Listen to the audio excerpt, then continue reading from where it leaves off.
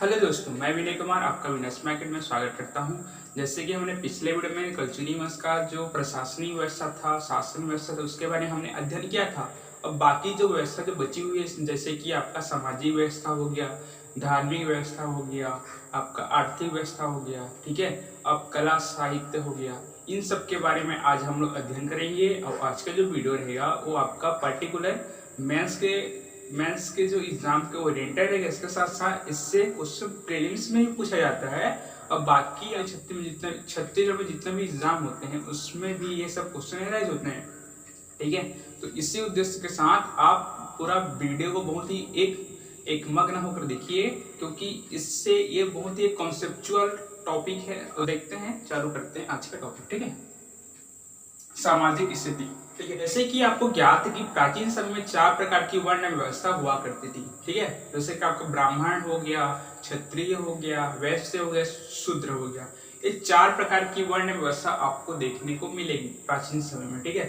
परंतु यदि हम लोग कल्चुरी कालीन यदि हम लोग सामाजिक व्यवस्था की ओर अपना निगाह को डालेंगे, तब उस स्थिति में हमको बस 3 प्रकार की वर्ण व्यवस्था यहाँ पर देखने को मिलेगी, ठीक है। तो आपका जो एक वर्ण व्यवस्था जिसे हम शूद्र वर्ण व्यवस्था कहते हैं, उसको आपको देखने को नहीं मिल पाएगी, ठीक है। तो ध्यान दीजिए इसको। ये जो वर्ण व्यवस्था थी आपको छत्तीसगढ़ में के कल्चुरी जो कालीन जो सामाजिक व्यवस्था थी उसमें आपको यहाँ पर देखने को नहीं मिल पाएगी, ठीक है। तो आपका 3 रूप से जो वर्ण व्यवस्था में शामिल है वो कौन कौन से हैं? हो गया, क्षत्रिय हो गया और आपका वैश्य हो गया। ये 3 प्रकार की वर्ण व्यवस्था आपको इस काल में देखने को मिलेगी, ठीक है। अब हम लोग किस आधार पर बोलेंगे कि यहाँ पर ब्राह्मण जो वर्ण व्यवस्था यहाँ पर आपको देखने को मिलेगी। तो आपको तो ज्ञात ही होगा कि किस तरह से रत्नदेव तृतीय के समय में जो गंगाधर राव था, ठीक है, उसको उन्होंने एक ब्राह्मण थे उसको उन्होंने एक सेनापति के तौर पर यहाँ पर नियुक्त किया था। और उसी के अकॉर्डिंग जो रत्नदेव तृतीय था वो बहुत ही कमजोर हो चुका था। तो कमजोर होने के कारण जो शासन व्यवस्था जो संभालना था तो वह काम किसने किया? तो वह काम आपका गंगाधर राव के द्वारा ही संपन्न किया गया, ठीक है।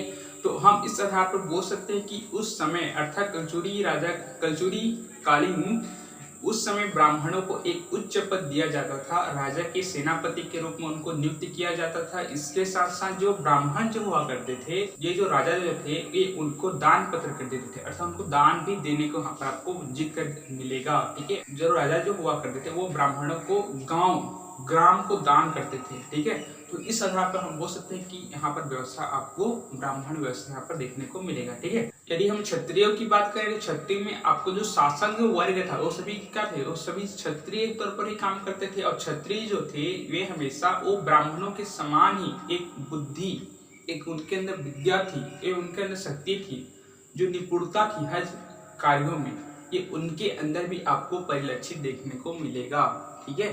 तो ये प्रकार की हम बोल सकते हैं यहाँ पर आपको क्षत्रिय जो व्यवस्था यहाँ पर देखने को मिलेगा, आपका मुख्य रूप से शासक वर्ग ही यहाँ पर होगा, ठीक है। अब देखेंगे वैश्य वर्ग की बात करें तो कल्चुरी कालीन में आपको पढ़ाया था कि एक हमारे नगर का जो प्रमुख होता है उसको हम लोग पूर्व प्रधान बोलते हैं, और गांव का जो प्रमुख होता है उसको हम लोग ग्राम भोगिक के नाम से जानते हैं, ठीक है। और कर को सुनने वाले को हम लोग सोल्डिक करते हैं, या आपके सामने मैं डिस्कस कर चुका हूँ। तो उस समय जो कल्चुरी कालीन जो व्यवस्था थी, उस समय जो नगर का जो प्रमुख है, अर्थात नगर प्रमुख को हम लोग पूर्व प्रधान कहते हैं। तो पूर्व प्रधान उस समय वैश्य जाति को वहां पर चुना जाता था और वे अपना काम बखूबी रूप से निभाते थे, ठीक है। तो ये हमारा हो गया वैश्य के रूप में हो गया, ठीक है। तो इस प्रकार से 3 जो व्यवस्था थी ये आपको देखने को मिलेगी यहाँ पर, ठीक है। तो इन सब बारे में आप यहाँ पर लिख सकते हैं। इसके साथ साथ देखिए यहाँ पर ब्राह्मण, वैश्य, क्षत्रिय के साथ साथ एक हमारा जाति था कायस्थ जाति था, सूत्रधार जाति था, ठीक है। अब कायस्थ क्या थे? तो कायस्थ एक प्रकार के विद्या प्रेमी थे, मतलब ये ब्राह्मण की तरह जो विद्या को प्रेम करते थे, ये भी एक प्रकार का विद्या का प्रेमी थे। इसके साथ साथ जो कायस्थ जाति के जो लोग थे ये राजा के जो दरबार में ये लेखन कार्य भी करते थे। जैसे किसी का जीवनी लिखना है तो कायस्थ लोग ही जीवनी लिखते थे, जब किसी भी कार्य को संपादित करना है, ठीक है। तो ये सब लेखन का काम आपकी कायस्थ जाति के व्यक्ति के द्वारा ही संपन्न कराया जाता था, ठीक है। ये हमारा कायस्थ जाति हो गया। इसी के साथ हमारा सूत्रधार जाति, सूत्रधार जो जाति थी हमारे शिल्प कला के प्रवीण थे, इसलिए शिल्प कला या फिर स्थापत्य कला, ठीक है। सूत्रधार में आप कह सकते हैं जैसे कि आपका पता होगा देवपाल मोची। ठीक है, ये देवपाल मोची जी का थे। तो देवपाल मोची सूत्रधार जाति थे जिन्होंने खल्लारी में नारायण एक विष्णुदेव मंदिर का निर्माण किया था। ठीक है, तो हम बोल सकते हैं कि सूत्रधार जो जाति थे उनको भी एक मंदिर देवालय का निर्माण करने के वहां पर छूट दिया जाता था। अर्थात हम बोल सकते हैं कि राजा द्वारा किसी भी प्रकार का किसी भी जाति के खिलाफ उनके विद्रोह की भावना, ठीक है, मतलब यहाँ पर असमानता की भावना आपको देखने को नहीं मिल पाएगी। अर्थात जो कलचुरी जो राजा हुआ करते थे वे सभी धर्मों को, है ना, वे सभी जातियों को एक समान रूप से संरक्षण प्रदान करते थे, किसी के साथ भेदभाव नहीं करते थे। वे चाहते थे कि सभी जाति सभी वर्ग के जो लोग हैं सभी का उचित रूप से उत्थान हो सके, किसी भी प्रकार जो जाति है किसी विशेष जाति का पतन ना हो बल्कि सभी का उत्थान हो। इसलिए उन्होंने अपने धर्म कार्यों में, देवालय का निर्माण करने में उन्होंने सभी जाति को अपना उचित स्थान प्रदान किया। ठीक है, तो ये था हमारे सूत्रधार जाति के बारे में। अब देखेंगे कि इसी के सामाजिक व्यवस्था हम आपको देखने को मिलेगा परिवार की संयुक्त व्यवस्था। अर्थात वहाँ कलचुरी कालीन जो परिवार जो थे वे संयुक्त रहा करते हैं या फिर नहीं रहा करते थे, इसको हम जान लेते हैं। तो यह एक हमारा नाम आता है कि हमारा कायस्थ, ठीक है, जो इस जाति का था ये रत्नसिंह, कायस्थ जाति का, है ना, एक रत्नसिंह नाम का एक व्यक्ति था। उसका एक मल्हार अभिलेख प्राप्त हुआ है और मल्हार अभिलेख में उन्होंने उसमें वर्णन किया गया है कि इसके तो एक पत्नी थे, ठीक है, एक पत्नी के साथ इसके एक पुत्र थे, दो उनकी बहू थी, दो उनकी नातियां थी और इसके साथ साथ जो भी इसके जो संबंधित जो रिश्तेदार थे वे सभी एक ही साथ रहा करते थे। ठीक है, तो हम लोग मल्हार अभिलेख के माध्यम से, है ना, हम बोल सकते हैं कि कलचुरी कालीन जो सामाजिक व्यवस्था था वो संयुक्त परिवार व्यवस्था था। क्या था? संयुक्त परिवार व्यवस्था था। ठीक है, तो इसी कारण में हम जान महिलाओं की स्थिति देख लेते हैं कैसा था। तो महिलाएं की स्थिति जैसे कि मैंने आपको बहुत पहले से इंडिकेट कर चुका हूँ कि किस तरह से महिलाओं की स्थिति हुआ करती थी। महिलाओं की स्थिति देखा है तो बहुत आपका बहुपत्नीवाद, ठीक है, बहुविवाह या फिर बहुपत्नीवाद की आपको बात देखने को मिलेगी। ठीक है, जिस तरह से आपका जो अल्हड़ देव था उसकी 3 पत्नी आपको देखने को मिलेगी। इसी क्रम में आपका रत्नदेव का 2 रल्हा और पद्मा, ये 2 पत्नी देखने को मिलेगी। ठीक है, और आपका इसके साथ साथ मैंने ये भी बताया था कि अल्हड़ जो जैसे ही वो युद्ध क्षेत्र में जाते थे तो वे वीरगति को प्राप्त हो गए। तो वीरगति को जैसे ही वो प्राप्त हुए तो अल्हड़ की जो 3 पत्नियां थी उन्होंने उनके साथ ही अपने आप को आत्मदाह कर लिया, उनको अपने आप को जला लिया। ठीक है, इस तो हम बोल सकते हैं कि ये जो प्रथा थी ये किसकी ओर इंडिकेट करता है? तो आपके सती प्रथा की ओर इंडिकेट करता है। ठीक है, तो हम बोल सकते हैं कि स्त्रियों की स्थिति के तौर पर देखा है तो यहाँ पर बहुविवाह या फिर बहुपत्नीवाद की प्रथा यहाँ पर मौजूद थी। इसके साथ साथ आपका सती प्रथा देखने को मिलेगी। ठीक है, तो इस तरह से व्यवस्था आपको उस तत्कालीन समय में देखने को मिलेगी। ठीक है, अब यदि हम लोग महिलाओं की स्थिति के बारे में बोलें तो महिलाओं की स्थिति काफी अच्छी थी। इसका परिणाम हमें कहाँ से प्राप्त होगा?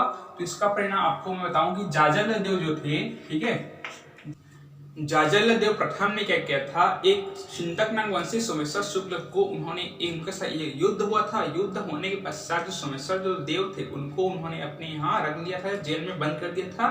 तब क्या हुआ, जो जाजलदेव की जो मम्मी थी, उनकी जो माता थी, उनके कहने पर उनके जो सोमेश्वर जो देव थे उनको वहां पर छोड़ा गया। ठीक है, तो हम यहाँ पर यह निष्कर्ष निकाल सकते हैं कि किस तरह से उस समय माता की जो अर्थात जो स्त्रियों की जो पोजीशन थी, स्त्रियों की जो स्थिति थी बहुत ही अच्छी थी। यदि अच्छी नहीं होती स्थिति तब जाजलदेव प्रथम थे वे किसी कन्या किसी स्त्री की बात नहीं मानते, वे अपने अनुसार ही काम करते। परंतु हम इस बात को लेकर यह निष्कर्ष निकाल सकते हैं कि जाजलदेव प्रथम के माँ द्वारा जो बातें उन्होंने कहा था उस बात को जाजलदेव प्रथम ने यहाँ पर सिद्ध किया, उसको प्रूव किया। ठीक है, तो हम यहाँ पर बोल सकते हैं कि महिलाओं की स्थिति आपको अच्छी देखने को मिलेगी। ठीक है, तो इस तरह से हमारे महिलाओं की स्थिति थी। ठीक है, अब इसके साथ साथ आपको सती प्रथा के बारे में बताऊं तो आपको रकमपुर में बहुत सारे आपको सती प्रथा चौर भी देखने को मिलेगा, बहुत सारे। ठीक है, तो हम यहाँ पर इन सब तथ्यों को, इन सब प्रमाणों के साथ आधार पर हम बोल सकते हैं कि महिलाओं में जो बहुपत्नीवाद, बहुविवाह और सती प्रथा, आपको ये सब कुप्रथाएं आपको देखने को वहां पर मिलेगी। तो ये थी हमारी सामाजिक स्थिति। यदि आपके एग्जाम में डायरेक्ट पूछा जाता है कि कलचुरी कालीन सामाजिक व्यवस्था के बारे में वर्णन कीजिए, ठीक है, तो आप इन सब बातों को, इन सब तथ्यों को वहां पर लिखेंगे और इसके साथ साथ कुछ कुछ प्रमाण जो है उसको भी आप वहां पर लिखेंगे, तभी जाकर आपका एक परफेक्ट आंसर बन सकता है और आपको एक अच्छा नंबर वहां पर आप हासिल कर सकते हैं। ठीक है, ठीक है। अब हम लोग कलचुरी कालीन धार्मिक स्थिति के बारे में अध्ययन करते हैं। ठीक है, सबसे पहले हम ये देख लेते हैं कि कलचुरी जो राजा हुआ करते थे वो किस धर्म को मानते थे। तो आपका जो इसका आंसर होगा वो हमारा शैव धर्म को। ठीक है, मतलब ये परम शिव भक्त थे, मतलब ये परम सेवा थे। क्या थे? परम शिव थे। ठीक है, अब ऐसा नहीं है कि ये शिव जो भगवान थे ये इसको मानते तो थे, परंतु ऐसा नहीं है कि ये बहुत ही कट्टर परम शिव थे, अर्थात इन्होंने शिव धर्म के साथ साथ अन्य धर्मों को भी संरक्षण प्रदान किया। जैसे कि आपका बौद्ध धर्म हो गया, जैन धर्म हो गया, वैष्णव धर्म हो गया, शाक्त धर्म हो गया, इन सब धर्मों को भी उन्होंने संरक्षण प्राप्त किया। आप सिर्फ एक तथ्य को लेकर नहीं बोल सकते कि इन्होंने अन्य धर्मों को संरक्षण प्रदान नहीं किया। ठीक है, तो यदि आपके प्रीलिम्स या फिर किसी अन्य एग्जाम में डायरेक्टली क्वेश्चन पूछा जाता है कि कलचुरी जो राजा थे ये कौन से धर्म को पालन करते थे, मतलब ये किस धर्म को मानते थे। ठीक है, तो यदि स्ट्रेट फॉरवर्ड यदि क्वेश्चन रहेगा तो उसका आंसर आपको शैव धर्म को मानना है। ठीक है, पर शैव धर्म का हमको साक्षी कहाँ प्राप्त होता है? तो शैव धर्म जो थे हमारे जो तुम्बाड़ में, जैसे कि आपको पता है कि कलचुरियों की सबसे पहले राजधानी कहाँ थी? आपको तुम्बाड़ में थी। जो तुम्बाड़ में ही उन्होंने बंकेश्वर महादेव मंदिर का निर्माण किया था। ठीक है, इसके साथ साथ आपको रतनपुर में भी एक महादेव मंदिर का दर्शन करने को मिल जाएगा। ठीक है, क्योंकि वहां पर भी आपको महादेव शिव का मंदिर वहां पर है।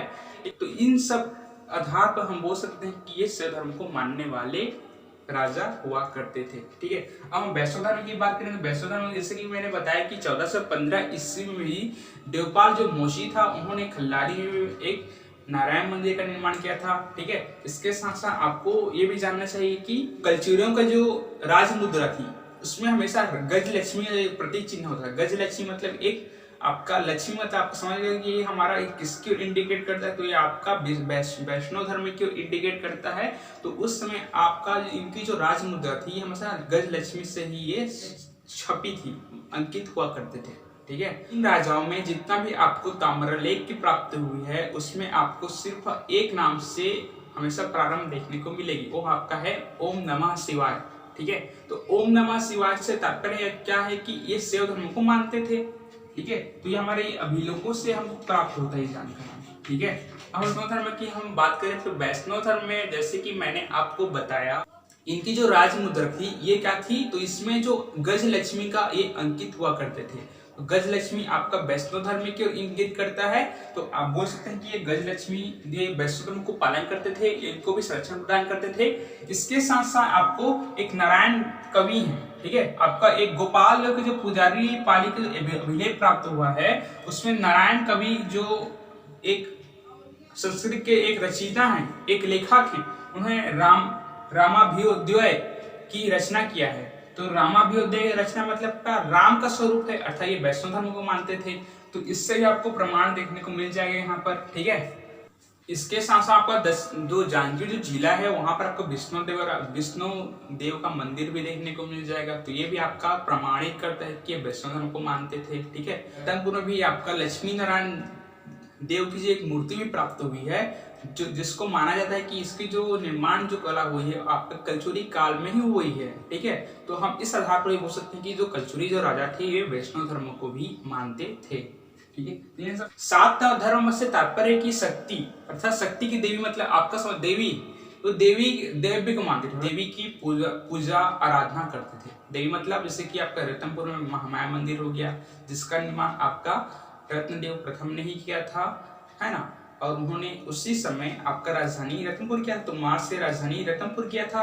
तो इस आधार पर हम बोल सकते हैं कि ये सात धर्म को भी बहुत ही प्रमोट करते थे।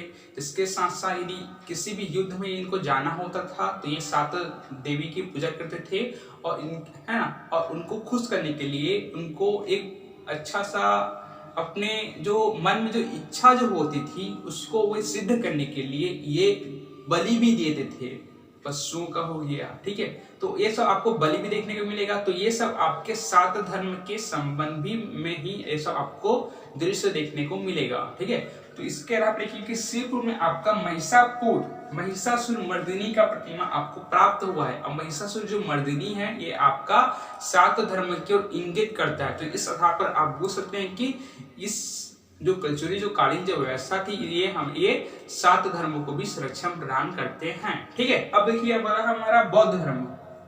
यदि हम लोग बौद्ध धर्म के बारे में चर्चा करें तो सिरपुर हो गया, आपका आरंग हो गया, मल्हार हो गया, इन सब चीजों में आपका बौद्ध मंदिर है, बौद्ध देवालय आपको देखने को मिलेगी। हालांकि ये सब जो देवालय जो निर्मित हुई है कलचुरी वंश के पहले से निर्मित हुई है। जो भी दिवाली जो निर्मित हुई थी जो बौद्ध धर्म में, वो बौद्ध धर्म को जो भी मानने वाले जो व्यक्ति जो हुआ करते थे वे दिवाली में जाकर पूजा पाठ करते थे, उनकी आराधना करते थे। जैसे जैसे समय व्यतीत होता गया तो कलचुरी वंश का आगमन हुआ। तो ऐसा बिल्कुल नहीं था कि कलचुरी वंश ने बौद्ध धर्म को वहां पर संरक्षण प्रदान नहीं किया, बौद्ध धर्म को वहां पर नुकसान पहुंचाने का काम किया, ऐसा बिल्कुल नहीं है। अर्थात उन्होंने बौद्ध धर्म को भी उन्होंने संरक्षण प्रदान किया। जैसे कि अब मैं आपको बताऊं कि जो रतनपुर शिलालेख में एक बात वर्णित है कि जाजलदेव प्रथम के जो राजगुरु थे, है ना, जिसका नाम रुद्रसेव है, रुद्रसेव ने क्या किया था कि डीर्णागादी, ठीक है, डीर्णागादी एक दार्शनिक जो बौद्ध दार्शनिक है उसके बारे में इन्होंने अध्ययन किया था। ठीक है, तो हम इस तरह पर बोल सकते हैं कि यहाँ पर आपको बौद्ध धर्म की छवि आपको परिलक्षित होती है। ठीक है, अब हम देखते हैं कि जैन धर्म के बारे में। जैन धर्म में के तो रतनपुर में आपका ऋषभदेव, चंद्रप्रभ, ये सब जैन धर्म के जो तीर्थंकर हैं, ठीक है, इनकी मूर्तियां आपको रतनपुर में देखने को मिलेगी।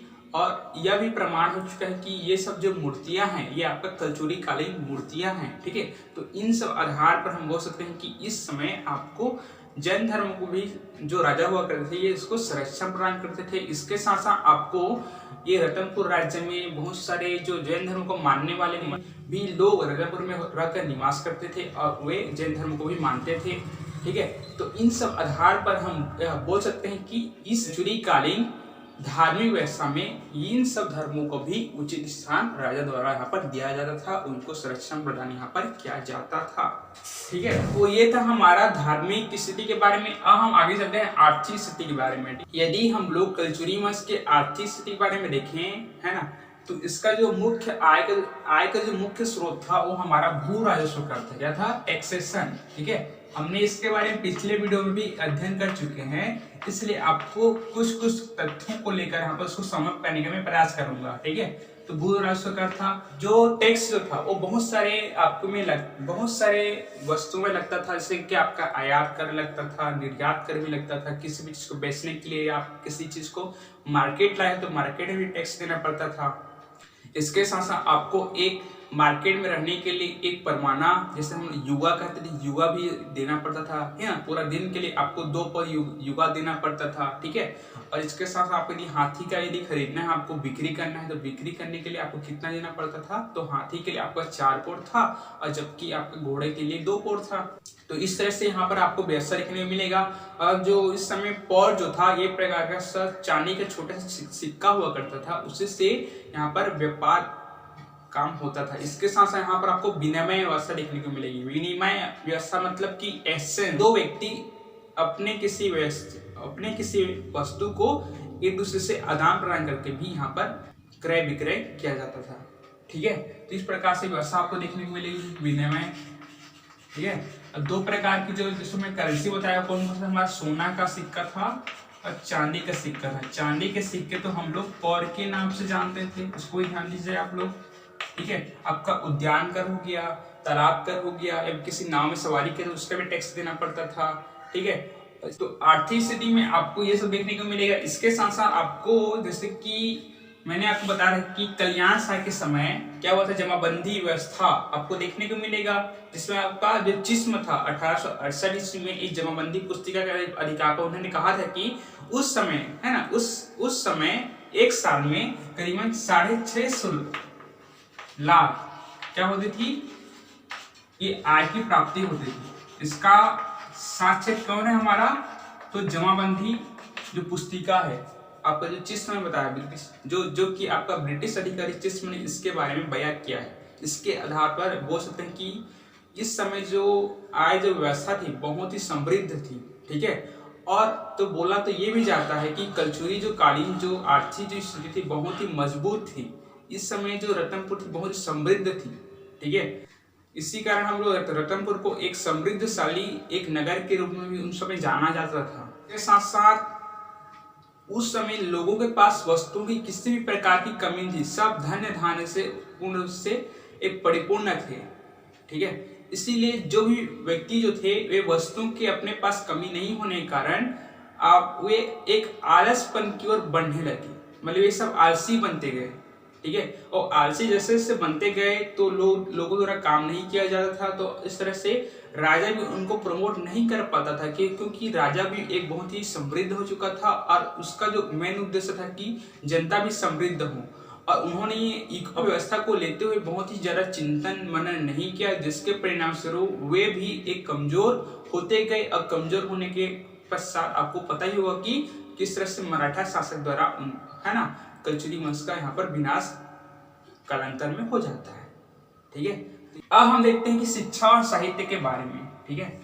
शिक्षा और साहित्य के बारे में देखें तो सबसे पहले ये जान लीजिए कि इनकी जो कलचुगी जो काल थी उस समय इनकी जो भाषा क्या थी, तो इनकी जो भाषा थी जो भी सामान्य भाषा, ये सामान्य जो जन व्यवहार में जो भाषा थी वो छत्तीसगढ़ी थी। राजकार्य भाषा क्या थी, तो आपका संस्कृत थी, क्या थी, संस्कृत, ठीक है। और इस समय जो भी विद्यार्थी थे वे बहुत ही विद्वान थे, है ना। और आपका आश्रम व्यवस्था भी देखने को मिलेगा। आश्रम व्यवस्था मतलब आपको पता चल ही गया कि किस तरह से ये अपने जो राजा जो हुआ करते थे उनके जो पुत्र जो थे आप गुरु ज्ञान लेते थे। गुरु ज्ञान लेने के पश्चात वो पुनः अपने राज में आते थे और राज शासन उनके प्रजा द्वारा उनको दिया जाता था और वे सुचारू रूप से अपने राज कार्य को संभालते थे, ठीक है। तो आपको आश्रम व्यवस्था यहाँ पर देखने को मिलेगी, ठीक है। अब यदि हम लोग शिक्षा की बात करें तो आपका जो गोपाल देव का पुजारी पाली अभिलेख से प्राप्त होता है कि नारायण कवि जो थे इन्होंने रामाभ्युदय, ठीक है, राम अभ्युदय एक की रचना किया था। किसमें रचना किया था, तो संस्कृत भाषा में रचना किया था। किसमें, तो संस्कृत भाषा में रचना किया गया था। तो हम बोल सकते हैं कि इस समय जो राजा जो हुआ करते थे इस संस्कृत को महत्व देते थे, संस्कृत भाषा को महत्व देते थे। परंतु ऐसा बिल्कुल भी नहीं है कि कलचुगी जो राजा जो हुए हैं वे सिर्फ संस्कृत भाषा को ही प्रोमोट करते थे, इसके साथ साथ वे प्राकृत भाषा को भी प्रोमोट करते थे, अर्थात प्राकृत भाषा को भी वे संरक्षण प्रदान करते थे। इसका साक्ष्य हमें कहाँ मिलता है, तो एक वीरा जो देवी का जो मंदिर है उसके द्वार में जो भी शब्द जो लिखे गए हैं वे आपके प्राकृत भाषा में भी लिखे गए हैं, ठीक है। तो ये आपका प्राकृत भाषा को भी संरक्षण प्रदान करते हैं, जिसके बारे में जान लीजिए आप लोग, ठीक है। यदि हम इस काल के साहित्य की बात करें तो साहित्य में आपका बाबू रेवाराम जी का त्वारिक एक हैवंशी, और हैवंशी कौन है, ये कोई और नहीं बल्कि आपका कलचुगी वंशी है, ठीक है। तो इसके बारे में आपको साहित्य देखने को मिलेगा। इसके साथ आपका शिवदत्त शास्त्री जी का रतनपुर आख्यान और रतनपुर समुच्चय। रतनपुर जो आख्यान है आपके छत्तीसगढ़ के जमींदारों के बारे में वहां पर वर्णन किया गया है इस रचना में, और रतनपुर समुच्चय में आपका रतनपुर के बारे में यहाँ पर वर्णन किया गया है, ठीक है। तो इन सब बातों की आपको ध्यान देने की जरूरत है। तो हम इस दोनों के आधार पर बोल सकते हैं कि इस व्यवस्था में आपका साहित्य बहुत ही फली फूली थी, ठीक है, बहुत ही परिपूर्ण थी, ओके। इसके साथ आपको पता होगा कि राजसिया के दरबार में एक गोपाल कवि रहते थे। कौन थे, गोपाल कवि। और गोपाल कवि ने ही 1746 ईस्वी में ही उन्होंने खूब तमाशा नामक एक काव्य की रचना किया था। और खूब तमाशा नामक काव्य में ही उन्होंने औरंगजेब की क्या बुराई की थी आलोचना किया था, ठीक है। इसको हम पढ़ चुके हैं। तो गोपाल कवि भी जो थे ये साहित्य के क्षेत्र में उन्होंने एक रचना किया था। और खूब तमाशा के साथ साथ गोपाल कवि बहुत सारे आपके रचनाएं आपको देखने को मिल सकता है, जैसे कि आपका जैमिनी हो गया, अश्वमेघ हो गया, राम प्रताप हो गया, चिंतामणि हो गया। ये सब रचनाएं आपका गोपाल कवि के ही हैं, ठीक है। ये सब रचनाएं आपको देखने को मिलेगा, ठीक है। और छत्तीसगढ़ के पहले जो इतिहासकार है रेवाराम बाबू जी, उनका भी जो काव्य के बारे में यदि हम उसके अध्ययन करेंगे उनके काव्य में भी कलचुगी कालीन जो आपका कुछ बातें के बारे में वहां पर जिक्र देखने को मिलेगा, ठीक है। तो हम लोग बाबू रेवाराम जी के जो काव्य हैं उनमें भी आप कलचुगी राजा के बारे में आप लोग भी आपको जानकारी वहां से हासिल कर सकते हैं। तो बाबू रेवाराम के द्वारा भी बहुत सारी रचनाएं की गई हैं, जैसे कि आपका रामायण दीपिका हो गया, विक्रम विलास हो गया। ये सब रचनाएं आपका बाबू रेवाराम के द्वारा यहाँ पर किया गया है। ठीक है, तो ये सब मैंने आपको कवि के नाम बताया, कुछ रचनाकार के नाम बताया। तो ये सब जो रचनाकार हैं, जो कवि, जो लेखक हैं, इनके आधार पर हम बोल सकते हैं कि कलचुरी जो शासन जो व्यवस्था थी, उन्होंने साहित्य बहुत ही प्रमोट किया। ठीक है, और जो बाबूराम जो देव थे, ये सिर्फ संस्कृत भाषा के कवि नहीं थे, बल्कि ये उर्दू भाषा को भी ये प्रमोट करते थे। इसके साथ साथ ये उर्दू के साथ छत्तीसगढ़ी और को भी प्रमोट करते थे, है ना। और इनका जो छत्तीसगढ़ी जो भी रचना किए हैं, परंतु अभी वर्तमान की स्थिति ये उपलब्ध नहीं है। किसी कारणवश किसी ने उसको रख लिया है, या इसकी प्राप्ति अभी तक किसी को नहीं हो पाई, ऐसा माना जाता है। ओके, इसको ध्यान दीजिएगा। तो इस तरह से हम लोग साहित्य क्षेत्र में बोल सकते हैं कि बहुत ही ये जो राजा जो थे, ये साहित्य अनुरागी थे, मतलब साहित्य को प्रेम करने वाले थे। ठीक है, हम लोग रतनपुर छोड़कर यदि इसके जो मूल जो संस्थापक जो राज्य था, वो हमारा कौन था? त्रिपुरी था। त्रिपुरी में भी बहुत सारे जो कवि जो हुआ करते थे, जैसे कि आपका राजशेखर हो गया। ठीक है, राजशेखर ने बहुत सारे रचनाएं की, जैसे कि आपका काव्य मीमांसा हो गया, इसकी रचना किया गया है। शशिधर हो गया, ये भी ये त्रिपुरी के कलचुरी वंश के एक क्या हुआ करते थे, कवि हुआ करते थे। तो इन सब कवि के बारे में ही देखने पर हमको ज्ञात होता है कि ये जो कलचुरी जो राजा थे, ये क्या थे? ये साहित्य प्रेमी थे। ठीक है, तो इन सब बारे आप यहाँ पर यदि लिख सकते हैं, यदि कलचुरी वंश के कला साहित्य के क्षेत्र में प्रकाश डालिए। यदि क्वेश्चन इस तरह से आता है तो इन सब बातों को आप वहां पर बखूबी रूप से लिख सकते हैं, कुछ फैक्ट्स डालकर। ठीक है, तो ये थी हमारी कलचुरी वंश के शिक्षा और साहित्य के बारे में। यदि हम इससे थोड़ा स्थापत्य शिल्प के क्षेत्र में बात करें, तो आपको जैसे कि मैंने बताया कि इन्होंने इनकी जो सिक्के जो इन्होंने बनाया था, है ना, इसमें आपका किसका वर्णन देखने को मिलेगा? तो राज, तो इसमें आपका गजलक्ष्मी का अंकित देखने को मिलेगा। गजलक्ष्मी कौन था? तो गजलक्ष्मी कलचुरी वंश की एक कुल देवी थी। ठीक है, उसी का वर्णन आपको इनके मुद्राओं में देखने को मिलेगा। इसके साथ साथ भी कलचुरी वंश जो ताम्रलेख आपको प्राप्त हुए वो सभी किससे आरंभ होंगे? तो ओम नमः शिवाय से भी आरंभ होंगे। ठीक है, इसके साथ साथ स्थापत्य कला में आप बहुत सारे वर्णन कर सकते हैं, जैसे कि मैंने बताया था कि रतनपुर की स्थापना किया, रतनपुर के बहुत सारे एक वैभवशाली नगर के रूप में विकसित किया। ठीक है, इसके साथ साथ आपका रत्नदेव जो तृतीय था, गंगाधर राव, रत्नदेव तृतीय जो मंत्री था गंगाधर राव, उन्होंने क्या किया था कि खरोद के लखनेश्वर मंदिर का जीर्णोद्धार किया था। ये भी एक स्थापत्य क्षेत्र में बहुत बड़ी उपलब्धि थी, आपको देखने को मिल जाएगा। जाजल प्रथम ने क्या किया था? पाली के शिव मंदिर का भी इन्होंने जीर्णोद्धार करवाया था। ठीक है, तो ये सब आपके मंदिर के जीर्णोद्धार के बारे में या फिर स्थापना के बारे में ये सब बातें आप ले सकते हैं। अब बहुत से जो कचुरी जो राजा हुआ जो करते थे, इन्होंने क्या किया था? तो इन्होंने अपने जो शासन काल में बहुत सारे देवालय का निर्माण किया था। इसके साथ आपका पृथ्वीदेव प्रथम ने तुम्बाड़ में बंकेश्वर मंदिर का निर्माण करवाया था। ठीक है, और रत्नदेव प्रथम ने आपके रतनपुर में महामाया मंदिर का निर्माण करवाया था। ठीक है, तो ये सब बातें को आप स्थापत्य के क्षेत्र में लिख सकते हैं बखूबी रूप से। ठीक है, तो दोस्तों ये था आज का हमारा टॉपिक। आई होप आपको अच्छी तरह से समझ में आ गया होगा। यदि वीडियो को पसंद आती है तो वीडियो को जरूर लाइक कीजिएगा, दोस्तों को शेयर कीजिएगा, और चैनल पे यदि नए होंगे तो चैनल को जरूर सब्सक्राइब कीजिएगा। इसके साथ साथ अपना कुछ न कुछ प्रतिक्रिया कमेंट में जरूर कीजिएगा। Thank you.